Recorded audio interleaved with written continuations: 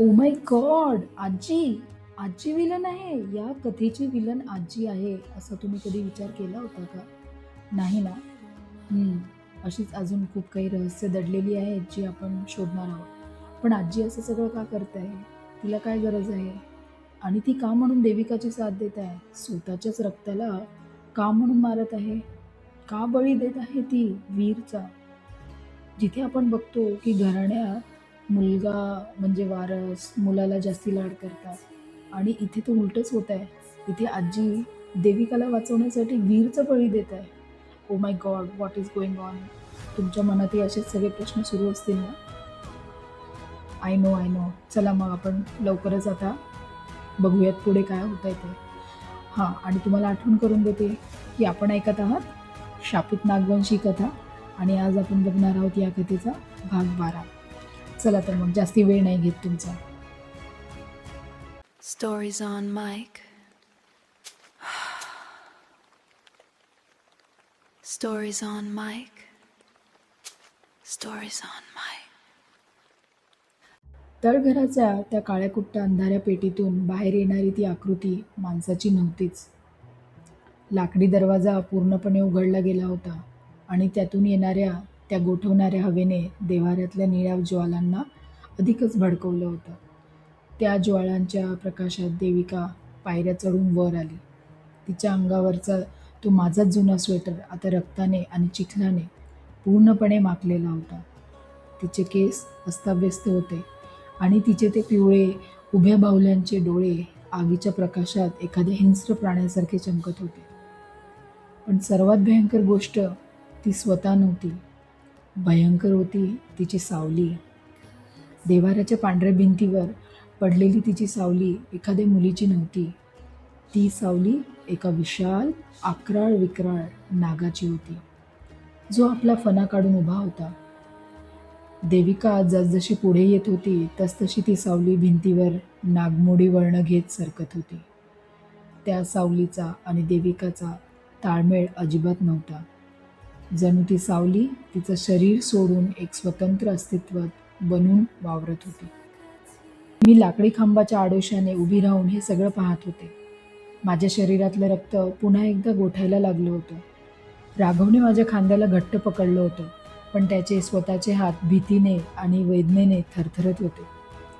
देविका देव्हाऱ्याच्या चौकात उभी थांबली आणि मग माझ्या डोळ्यांवर विश्वास न बसणारं दृश्य मी पाहिलं.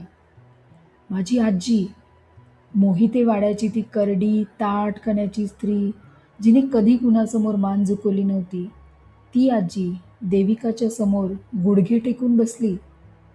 ये ये माझ्या बाळी. आजीचा आवाज आता हुकुमशाहीसारखा नव्हता. त्यात एक विचित्र किळसवाना लाड आणि भक्ती होती. तिने आपले दोन्ही हात देविकाच्या दिशेने पसरले. 200 वर्षांची तुझी ही कैद आज मी कायमची संपवणार आहे.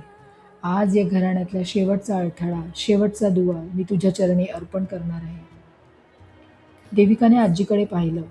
तिच्या ओठांवर एक तिरकस क्रूर हास्य उमटलं.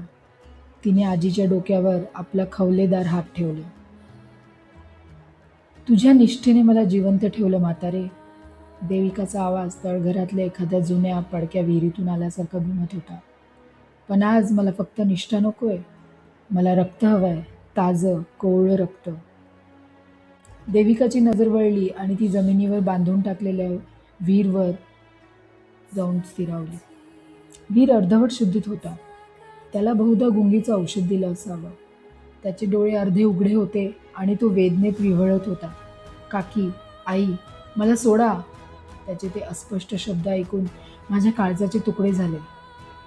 कालच त्याच्या वडिलांचा जीव या वाड्याने घेतला होता आणि आज त्याची स्वतःची आजी त्याला एका राक्षसींच्या हवाली करत होती.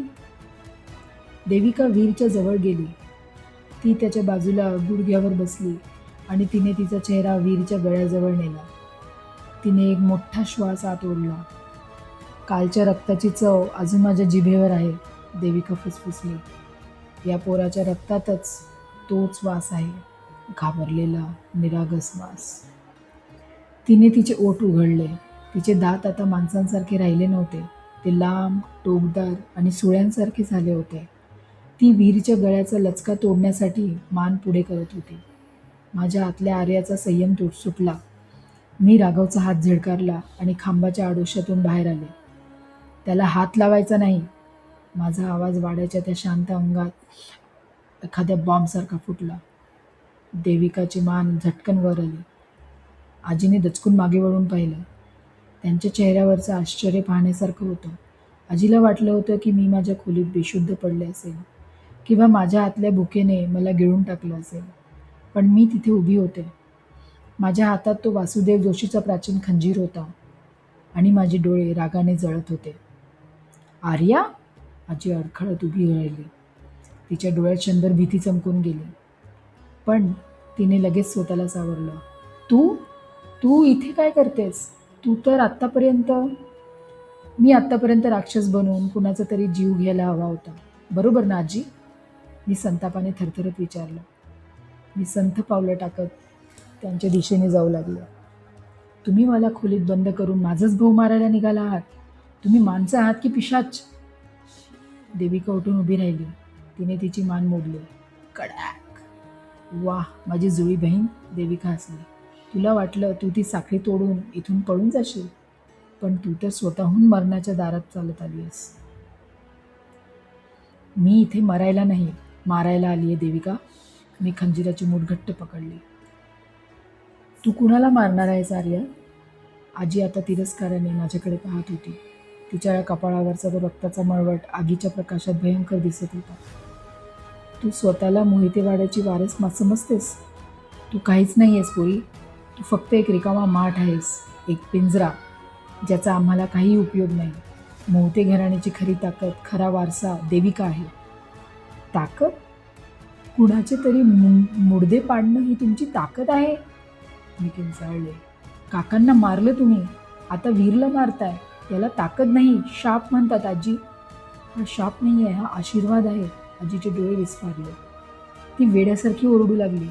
200 वर्षांपूर्वी जेव्हा विदर्भात दुष्काळ पडला होता, तेव्हा हे गाव अन्नविना तडफडू मारत होतं. आमच्या पूर्वजांनी या देवतेला साथ घातली. तिच्या शक्तीने आम्हाला राजे बनवलं. आमच्या जमिनीतून सोनं उगवू लागलं. मोहिते घराण्याचं नाव या पूर्ण प्रांतात आदराने आणि भक्तीने घेतलं जाऊ लागलं. पण त्या मूर्ख वासुदेव जोशीने त्याने या देवतेला बांधून ठेवलं, एका करारात अडकवलं आणि त्या कराराची किंमत म्हणून दर पिढीतल्या एका मुलीला या अंधाऱ्या तळघरात कुजावं लागलं. आजीने देविकाच्या खांद्यावर हात ठेवला. पण आता नाही. आज मी हा करार मोडणार आहे. देविका या वाड्याची नवी सुरुवात आहे. ती देवतेचा पूर्ण अवतार आहे. वीरच्या रक्ताने हा यज्ञ पूर्ण होईल आणि कराराची ती वस्तू कायमची नष्ट होईल. कराराची वस्तू? हा आवाज माझ्या मागून आला. राघव अंधारातून बाहेर आला. तो लंगडत चालत होता. त्याच्या गळ्यावरची पट्टी पूर्णपणे रक्ताने भिजली होती, पण त्याच्या डोळ्यात एक भयंकर निश्चय होता. वासुदेव जोशींचा वंशज अजून जिवंत आहे म्हातारे, राघवने अत्यंत थंड आवाजात म्हटलं. आणि जोपर्यंत माझ्या अंगात रक्ताचा शेवटचा थेंब आहे, तोपर्यंत तुझी ही राक्षसीन इथून बाहेर पडू शकणार नाही. आजीने राघववर थुंकल्यासारखा तिरस्कार केला. जोशी, तुझ्या पूर्वजाने आमच्या घराण्याशी गद्दारी केली होती. आज तू स्वतःहून बळीचा बकरा बनून आला आहेस इथे. देविका, संपव याला आणि त्यानंतर या पोराचं रक्त पी. राघवने माझ्याकडे पाहिलं. त्याने बोटाने देव्हाऱ्यातल्या त्या निळ्या आगीकडे इशारा केला. आर्या, तिथे बघ. मी आगीकडे पाहिलं. सुरुवातीला मला फक्त ज्वाळा दिसत होती, पण राघवने सांगितल्यानंतर मी बारकाईने पाहिलं. त्या चांदीच्या नागमूर्तीच्या अगदी पायाशी आगीच्या मध्यभागी एक प्राचीन काळ्या पडलेल्या तांब्याचा कलश ठेवलेला होता. ती निळी आग लाकडाची नव्हती. ती आग त्या कलशातूनच बाहेर येत होती. तीच ती वस्तू आहे आर्या, राघव ओरडला. वासुदेव जोशीने तो करार त्या कलशात बांधला आहे. आजी तो कलश वीरच्या रक्ताने फोडण्याचा प्रयत्न करतीये. जर तो कलश नष्ट झाला तर देविका अमर होईल. आपल्याला तो कलश आगीतून बाहेर काढावा लागेल. माझ्या डोक्यात आता परिस्थिती स्पष्ट झाली होती. वीरला वाचवणं आणि तो कलश हस्तगत करणं हे दोनच पर्याय माझ्यासमोर होते. पण देविका शांत बसणारी नव्हती. तिने एक अमानवीय डळकारी फोडली आणि ती थेट राघवच्या अंगावर झेपावली. राघव आधीच जखमी होता. तो स्वतःचा बचाव करू शकणार नव्हता. नाही! मी माझ्या पूर्ण ताकदीशी राघव आणि देविकाच्या मध्ये उडी मारली. माझ्या हातातला तो खंजीर मी पुढे धरला. देविका माझ्या अंगावर आदळली. आम्ही दोघी जमिनीवर कोसळलो. खंजीराचं पातळ देविकाच्या खांद्याला लागून घासत गेलं. जसा खंजीर तिला लागला तसा तिच्या त्वचेतून धूर निघू लागला. आ! देविका वेदनेने किंचाळली. तिने मला एक जोराची लाथ मारली आणि मी दूर जाऊन एका खांबावर आदळले. माझ्या पाठीत भयंकर कळा उठल्या, पण देविका थांबली नाही. ती पुन्हा माझ्या अंगावर आली. तिने माझे दोन्ही हात पकडून जमिनीवर दाबले आणि ती माझ्या छातीवर बसली. तिचे पिवळे डोळे आता माझ्या चेहऱ्यापासून फक्त काही इंचावर होते. तिच्या तोंडून येणारा तो कुचक्या मांसाचा दर्प मला गुदमरवत होता. तू माझ्या कुलुपाची चावी घेऊन फिरतीयस आर्या? देविका हसली, पण तिच्या हसण्यात वेदना होती. तो खंजीर मला मारू शकत नाही, तो फक्त मला जळजळ देऊ शकतो, कारण मी आणि तू एकच आहोत. जर तू मला मारलंस तर तू स्वतःलाच मारशील. तिने तिचे तीक्ष्ण नखं माझ्या गळ्यात रुतवायला सुरुवात केली. मला श्वास घेता येत नव्हता. सोड तिला! राघवने मागून एका लाकडी ओंडक्याचे देविकाच्या पाठीवर वार केला. पण देविकाला त्या लाकडाचा काहीच फरक पडला नाही. तिने फक्त एक हात मागे झटकला आणि राघवला पुन्हा एकदा दूर भिरकावून दिलं. राघव जमिनीवर पडला आणि हलला नाही. राघव! माझ्या तोंडून रक्तमिश्रित लाळ बाहेर आली. तो मेला, देविकाने माझ्या डोळ्यात पाहत म्हटलं. आता तुझी वेळ आहे आर्या. तू पिंजरा आहेस ना? मग आता मी हा पिंजरा तोडून बाहेर येणार. तिचे नखं माझ्या गळ्यात आणखी खोल रुतले. माझे डोळे पांढरे पडू लागले. मला जाणवत होतं की माझा शेवट जवळ आलाय. मोहिते घराण्याचा तो अघोरी अंधार मला गिळंकृत करत होता. पण मरणाच्या त्या दारात असताना मला राघवचे ते शब्द आठवले. ती शक्ती बाहेर पडण्याचा प्रयत्न करत होती. वासुदेव जोशीने जो करार केला होता तो तुझ्या रक्तात बांधलेला आहे. मी एक पिंजरा होते आणि जर देविका ही देवतेची भूक होती तर मी त्या देवतेची शक्ती होते. देविकाला तिची ताकद माझ्या भीतीतून मिळत होती. जोपर्यंत मी आर्या म्हणून एक कमजोर माणूस म्हणून लढत होते तोपर्यंत ती मला हरवू शकत होती. पण जर मी तो पिंजरा उघडला तर माझ्या आत, माझ्या नसांमध्ये तो झोपलेला लाव्हारस पुन्हा सळसळू लागला. मी माझे डोळे घट्ट मिटले. मी भीतीला सोडून दिलं. मी त्या अंधाराला स्वीकारलं. नाही हा शब्द माझ्या तोंडून नाही, माझ्या पूर्ण अस्तित्वातून बाहेर पडला. मी माझे डोळे उघडले. माझे डोळे आता माणसाचे राहिले नव्हते. ते पूर्णपणे पिवळे जर्द झाले होते आणि बाहुल्या एका काळ्या रेषेत बदलल्या होत्या, अगदी हुबेहूब देविकासारखे. देविकाच्या चेहऱ्यावरचं हसू अचानक गायब झालं. तिला जाणवलं की काहीतरी बदललं आहे. मी माझे दोन्ही हात जे तिने जमिनीवर दाबले होते ते अचानक पूर्ण ताकदीची वर उचलले. माझ्या मनगटांवर पुन्हा ते सापासारखे खवले चमकू लागले होते.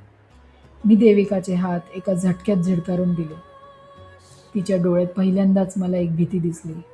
तू तू हे कसं केलंस? ती अडखळली. मी पिंजरा आहे ना? माझा आवाज आता देविकासारखाच खोल, घुमणारा आणि 2 पट्ट्यांमध्ये येत होता. मग मी तुला बाहेर कसं जाऊ देऊ? मी तुला आतच गाडून टाकेन. मी एका झटक्यात उठले आणि मी माझा हात थेट देविकाच्या गळ्यावर टाकला. मी तिला जमिनीवरून अक्षरशः उचलून धरलं. काल रात्री जिनिंग मिलमध्ये तिने राघवला जसं उचललं होतं अगदी तसंच. आजी हे सगळं पाहून थिजून गेली होती. तिला स्वतःच्या डोळ्यांवर विश्वास बसत नव्हता. 2 अमानवीय शक्ती, 2 नागकन्या आता एकमेकींच्या समोरासमोर उभ्या होत्या. देविका, मार तिला! आजी वेड्यासारखी किंचाळत होती. देविकाने हवेत तडफडत माझ्या चेहऱ्यावर नखं मारायचा प्रयत्न केला, पण मला वेदना जाणवत नव्हत्या. माझ्या शरीरातली ती आदमी शक्ती आता पूर्णपणे जागी झाली होती. मी देविकाला घेऊन थेट देव्हाऱ्याच्या त्या लाकडी खांबावर आदळलं. खांब कडाळला. तू मला मारू शकत नाहीस आर्या, आपण एकच आहोत, देविका फुसफुसत होती. मग आपण दोघीही मरूयात, मी थंडपणे म्हणाले. मी तिला तिथेच दाबून धरलं आणि राघवच्या दिशेने पाहिलं. तो शुद्धीत येत होता. राघव, तो कलश! मी माझ्या दुहेरी आवाजात ओरडले. वीरला सोडव आणि तो कलश बाहेर काढ. राघवने कसंबसं स्वतःला सावरलं. तो लंगडत देव्हाराच्या दिशेने गेला. आजीने हे पाहिलं. तिचे डोळे रागाने लाल झाले होते. तिने देव्हाऱ्यातली एक मोठी जड पितळी समई उचलली आणि ती राघवच्या दिशेने धावली. माझ्या देवतेच्या कराराला हात लावायची हिंमत करू नकोस. आजीने ती समई राघवच्या डोक्यावर हाणण्यासाठी उगारली. पण राघव सावध होता. त्याने जमिनीवरून स्वतःचा खंजीर उचलला आणि तो खंजीर आजीच्या उगारलेल्या घातावर मारला. खंजीर लागताच आजीच्या हातातून ती समई खाली पडली. ती वेदनेने खाली वाकली. राघवने क्षणभरही न थांबता वीरच्या हातापायातले दोरखंड खंजीराने कापले. वीर बेशुद्धच होता, पण तो आता मोकळा झाला होता. राघवने आगीकडे पाहिलं. ती निळी आग प्रचंड उष्ण होती. आर्या, मी तो कलश हाताने काढू शकत नाही. ती आग मला जाळून टाकेल, राघव ओरडला. माझं लक्ष एका सेकंदासाठी विचलित झालं आणि देविकाने तीच संधी साधली. तिने तिच्या पूर्ण ताकीदनिशी माझ्या पोटावर एक जोरात लाथ मारली. मी मागे फेरकले गेले. ती एका झटक्यात उठली आणि तिने थेट आगीच्या दिशेने झेप घेतली. तिला तो कलश वाचवायचा होता. राघव, बाजूला हो, मी किंचाळले आणि मीही देविकाच्या मागे धावले. देव्हाराच्या त्या निळ्या आगीसमोर आता मी आणि देविका समोरासमोर होतो. दोघांचेही डोळे पिवळे, दोघांच्याही हातांवर खवले आणि दोघांच्याही मनात एकमेकींना संपवण्याची ईर्ष्या. तो कलश माझा आहे, देविकाने आगीच्या दिशेने हात वाढवला. मी माझा खंजीर असलेला हात तिच्या दिशेने फेकला. खंजीर थेट तिच्या वाढलेल्या हाताच्या मनगटावर आरपार घुसला. आहा, देविकाची ती किंचाळी वाड्याच्या आकाशात ढगांचा गडगडासारखी घुमली. त्याच वेळी राघवने देव्हाऱ्याला पडलेला तो मोठा लाकडी ओंडका उचलला आणि पूर्ण ताकीदीनिशी त्या आगीतल्या तांब्याच्या कलशावर हाणला. धाप! तो प्राचीन कलश ओंडक्याच्या धक्क्याने आगीतून बाहेर अंगणात घरंगळत आला. तो कलश अतिशय गरम होता आणि त्यातून निळा धूर निघत होता. कलश आगीतून बाहेर येताच देविकाच्या शरीरातून एक भयंकर वाफ निघू लागली. ती जमिनीवर पडून तडफडू लागली. तिचे डोळे पांढरे पडू लागले.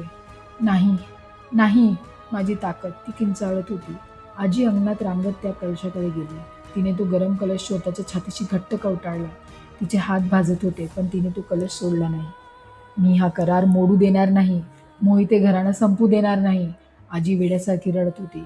मी चालत आजीच्या जवळ गेले. माझ्या आतली ती अमानवीय ताकद आता शांत होऊ लागली होती, पण माझे पिवळे डोळे अजूनही तसेच होते. मी आजीच्या छातीशी कवटाळलेल्या त्या कलशाला पाहिलं. त्या कलशावर एक अतिशय किचट असं तांब्याचं झाकण होतं, ज्यावर वासुदेव जोशींचे मंत्र कोरलेले होते. राघव लंगडत माझ्या बाजूने येऊन उभा राहिला. तो कलश उघड, आर्या, राघवने श्वास घेत सांगितलं. त्यात जे काही आहे तेच देविकाचं आणि या कराराचा आत्मा आहे. जर ते नष्ट झालं तर सगळं संपेल. मी खाली वाकले. आजीने कलश सोडण्यास नकार दिला, पण मी तिच्या हातून तो कलश एका झटक्यात खेचून घेतला. कलश प्रचंड गरम होता, पण माझ्या खवलेदार हातांना त्याची झळ लागली नाही. मी कलशाच्या झाकणावर हात ठेवला. देविका जमिनीवर तडफडत माझ्याकडे पाहत होती. आर्या, थांब, आपण दोघीही मरू. तिचा आवाज आता एखाद्या केविलवाण्या लहान मुलीसारखा येत होता. मी तिच्या पिवळ्या डोळ्यात पाहिलं. तू आधीच मेलेली आहेस देविका, आता फक्त मला मुक्ती मिळायची आहे. मी पूर्णपणे ताकदीनिशी त्या कलशाचे झाकण फिरवलं आणि एक झटक्यात उघडलं. कलशाचं झाकण उघडताच त्यातून एक भयंकर कानठळ्या बसणारा आवाज आला. जणू 200 वर्षापासून कोंडून ठेवलेला हजारो सापांचा फुटकार एकाच वेळी बाहेर पडला होता. आणि त्या कलशाच्या आत काळोखाच्या त्या निळ्या धुरामध्ये मी जे पाहिलं ते पाहून माझ्या हृदयाचे ठोकेच थांबले. ते सत्य इतकं भयंकर आणि अनपेक्षित होतं की मोहिते वाड्याच्या त्या रात्रीतल्या सर्व भीत्या एका क्षणात फिक्या पडल्या. राघवनेही आत पाहिलं आणि तो हादरून 2 पावलं मागे गेला. हे अशक्य आहे. हे शक्य नाही. राघवचे ओठ कापू लागले. आजी जमिनीवर पडून एक भयानक विकृत हास्य हसत होती. म्हटलं होतं ना, तुम्ही तो करार मोडू शकत नाही, कारण तुम्ही स्वतःच तो करार आहात.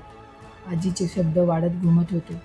त्या कलशाच्या तळाशी असलेले ते रहस्य आता नागऋणाची पूर्ण कथा बदलून टाकणार होतं आणि त्या रहस्याची मुळं माझ्या स्वतःच्या अस्तित्वापेक्षाही खोल होती. काय भाग होता ना आजचा, एकदम ॲक्शन पॅक्ड. मला वाटतं तुम्हाला आवडला असेल नक्कीच आजचा भाग. तर कसा वाटला आजचा भाग मला नक्की कमेंट करून सांगा. आणि आता पुढे काय आहे अजून, काय रहस्य आहेत लपलेली, त्या कलशात काय होतं, हे जाणून घेण्यासाठी तुम्हाला पुढचा भाग ऐकावा लागेल. आणि तो भाग मिस नाही व्हावा म्हणून माझ्या चॅनलला लवकरच सबस्क्राईब करा आणि नोटिफिकेशन ऑन ठेवा, म्हणजे भाग अपलोड झाला की तुम्हाला नोटिफिकेशन येईल. ओके, चला तेव्हा भेटूया पुढच्या भागामध्ये. तोपर्यंत बाय बाय.